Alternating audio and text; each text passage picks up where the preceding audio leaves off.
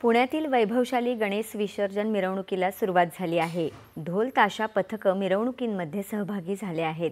पुण्याचं ग्रामदैवत मानाचा पहिला गणपती कसबा गणपती सकाळी विसर्जनासाठी सुशोभित रौप्य पालखीमध्ये आरूढ झाला।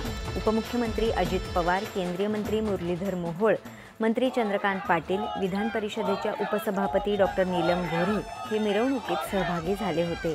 मिरवणुकीआधी अजित पवार यांच्यासह मान्यवरांनी मंडई इथल्या लोकमान्य टिळक यांच्या पुतळ्याला पुष्पहार अर्पण करून अभिवादन केलं।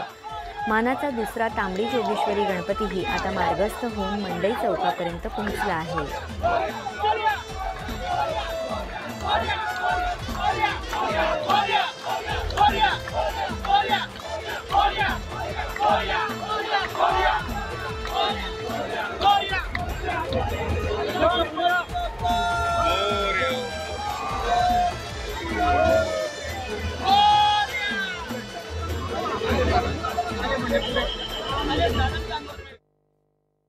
गणेश विसर्जन मिरवणुकीसाठी पुणे पोलीस विभाग सज्ज झाला असून शहरात तब्बल 8000 पोलीस अधिकारी आणि कर्मचारी तैनात राहणार आहेत।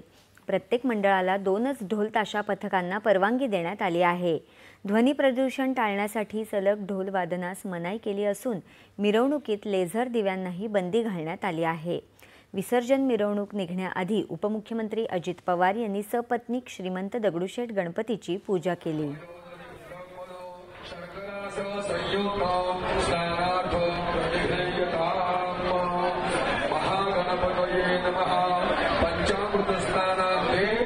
शुद्धोदकस्थानं समर्पयामि सिद्धिबुद्धिसहित